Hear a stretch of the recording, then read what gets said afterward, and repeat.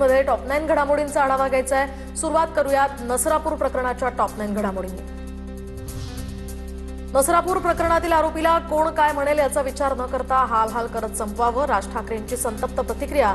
तर सरकारनं फास्ट ट्रॅकची व्याख्या सांगावी, कुणाचाच कुणावर धाक उरला नसल्याची टीका। लैंगिक शोषणातील नराधमांना आता पॅरोल नाही, फडणवीस सरकारचा मोठा निर्णय।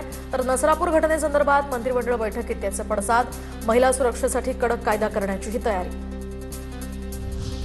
नसरापूर प्रकरणाच्या तपासावर मुख्यमंत्र्यांचा वॉच, मुख्यमंत्री फडणवीस थेट पोलीस अधिकाऱ्यांच्या संपर्कात, पुराव्यांपासून प्रत्येक अपडेटवर त्यांचं बारीक लक्ष। मुख्यमंत्र्यांमध्ये माणुसकीच उरली नाही, एकाची मुकलीवर अत्याचार झाला आणि तुम्ही पेढे वाटताय। नसरापूर प्रकरणावरून प्रणिती शिंदेंचा संताप, फडणवीसांना गृहमंत्रीपदाचा राजीनामा देण्याचीही मागणी।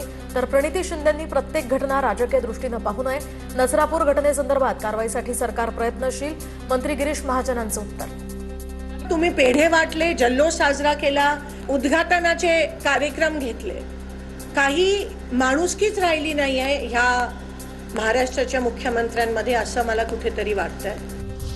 एकनाथ शिंदे मुख्यमंत्री असताना अक्षय शिंदेचा एन्काउंटर केला होता, पोलिसांच्या बंदुका नराधमांच्या एन्काउंटरसाठीच।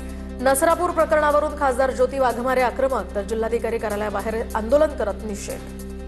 बदलापूरला अक्षय शिंदेला ठोकला होता, शिंदेसाहेब मुख्यमंत्री होते। आम्हाला विश्वास आहे की महाराष्ट्रातल्या बहिणींना आणि लेकींना ते न्याय मिळवून देतील। नसरापूर घटनेवरून खासदार सुप्रिया सुळेंनी मुख्यमंत्र्यांची भेट घेतली, आरोपीला फाशी मिळेपर्यंत स्वस्थ बसणार नाही, मुख्यमंत्र्यांचं आश्वासन। तर सुळेंकडून शक्ती कायद्याची अंमलबजावणी करण्याचीही मागणी।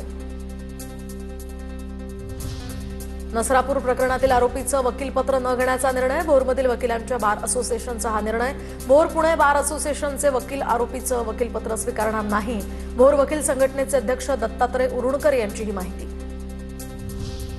नसरापूर नराधमाच्या घरच्यांची साक्ष ठरणार गेम चेंजर, तर आरोपी भीमराव कांबळेच्या घरातूनच शिक्षेची मागणी। आरोपीच्या कुटुंबियांनी माध्यमांना दिलेली प्रतिक्रिया पोलीस पुरावे म्हणून वापरणार, सूत्रांची माहिती। दरम्यान नराधम भीमराव कांबळेला 7 मेपर्यंत पोलीस कोठडी। पुण्याच्या नसरापूर प्रकरणातील चिमुरडीच्या तोंडात सॉक्स आढळला, बालिकेच्या छातीवर मारहाणीचे वळ, शवविच्छेदन अहवालातनं ही धक्कादायक माहिती समोर।